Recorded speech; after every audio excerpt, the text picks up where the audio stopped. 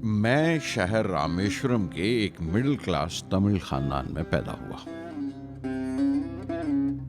मेरे अब्बा ज़ैनुल आबदीन के पास न तालीम थी न दौलत, लेकिन इन मजबूरियों के बावजूद एक दानाई थी उनके पास और हौसला था। और मेरी माँ जैसी मददगार थी आशी अम्मा। उनकी कई औलादों में एक मैं भी था, बुलंद कामत माँ बाप का एक छोटे से कद वाला मामूली शक्ल सूरत का लड़का। अपने पुश्तैनी मकान में रहते थे हम, जो कभी 19वीं सदी में बना था। काफ़ी वसी और पक्का मकान था रामेश्वरम की मस्जिद स्ट्रीट में। मेरे अब्बा हर तरह के ऐशो आराम से दूर रहते थे, मगर ज़रूरियात की तमाम चीज़ें मुयस्सर थीं। सच तो यह है कि मेरा बचपन बड़ा महफूज था, मादी तौर पर भी और जज्बाती तौर पर भी, मटीरियली एंड इमोशनली।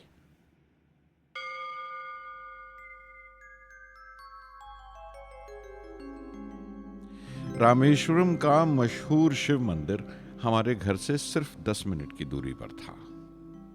हमारे इलाके में ज़्यादा आबादी मुसलमानों की थी, फिर भी काफ़ी हिंदू घराने थे जो बड़े इत्तेफाक से पड़ोस में रहते थे। हमारे इलाके में एक बड़ी पुरानी मस्जिद थी जहां मेरे अब्बा मुझे हर शाम नमाज पढ़ने के लिए ले जाया करते थे।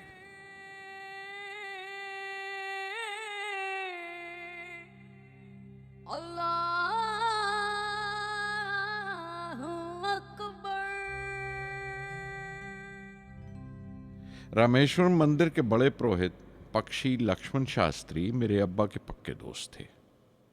मेरी बचपन की यादों में आंकी हुई एक याद ये भी थी कि अपने अपने रवायती लिबास में बैठे हुए वो दोनों कैसे रूहानी मसलों पर देर देर तक बातें करते रहते थे। मेरे अब्बा मुश्किल से मुश्किल रूहानी मामलों को भी तमिल की आम जबान में बयान कर लिया करते थे। एक बार मुझसे कहा था, जब आफत आए तो आफत की वजह समझने की कोशिश करो, मुश्किलें हमेशा खुद को परखने का मौका देती हैं।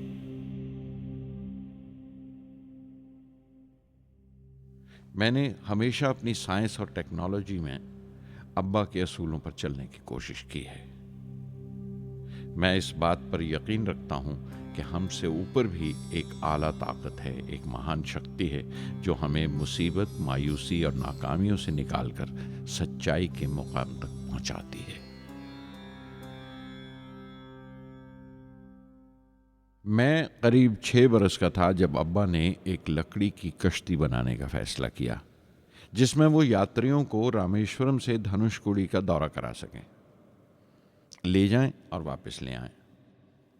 वो समंदर के साहिल पर लकड़ियां बिछाकर कश्ती का काम किया करते थे। एक और हमारे रिश्तेदार के साथ, अहमद जलालुद्दीन। बाद में उनका निकाह मेरी आपा ज़ोहरा के साथ हुआ। अहमद जलालुद्दीन हालांकि मुझसे 15 साल बड़े थे, फिर भी हमारी दोस्ती आपस में जम गई थी। हम दोनों हर शाम लंबी सैर को निकल जाया करते थे। मस्जिद गली से निकलकर हमारा पहला पड़ाव शिव मंदिर हुआ करता था, जिसके गिर्द हम उतनी ही श्रद्धा से परिक्रमा करते थे जिस श्रद्धा से बाहर से आए हुए यात्री।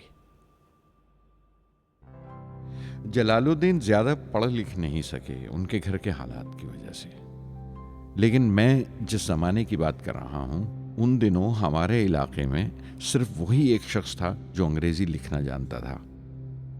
जलालुद्दीन हमेशा तालीम याफ्ता पढ़े लिखे लोगों के बारे में बातें करते थे, साइंस की इजाद, मेडिसिन और उस वक्त के लिटरेचर का जिक्र किया करते थे। एक और शख्स जिसने बचपन में मुझे बहुत मुतासिर किया, वो मेरा कज़न था, मेरा चचेरा भाई शमसुद्दीन। उसके पास रामेश्वरम में अखबारों का ठेका था और सब काम अकेले ही किया करता था। हर सुबह अखबार रामेश्वरम रेलवे स्टेशन पर ट्रेन से पहुंचता था। सन 1939 में दूसरी आलमगीर जंग शुरू हुई, द सेकेंड वर्ल्ड वॉर। उस वक्त मैं 8 साल का था। हिंदुस्तान को इत्तेहादी फौजों के साथ शामिल होना पड़ा और एक इमरजेंसी के से हालात पैदा हो गए थे। सबसे पहली दुर्घटना ये हुई कि रामेश्वरम स्टेशन पर आने वाली ट्रेन का रुकना कैंसिल कर दिया गया और अखबारों का गट्ठा अब रामेश्वरम और धनुषकोडी के बीच से गुजरने वाली सड़क पर चलती ट्रेन से फेंक दिया जाता। शमसुद्दीन को मजबूरन एक मददगार रखना पड़ा जो अखबारों के गट्ठे सड़क से जमा कर सके। वो मौका मुझे मिला और शमसुद्दीन मेरी पहली आमदनी की वजह बना। हर बच्चा जो पैदा होता है वो कुछ समाजी और आर्थिक हालात से जरूर असरअंदाज होता है और कुछ अपने जज्बाती माहौल से भी। उसी तरह उसकी तरबियत होती है।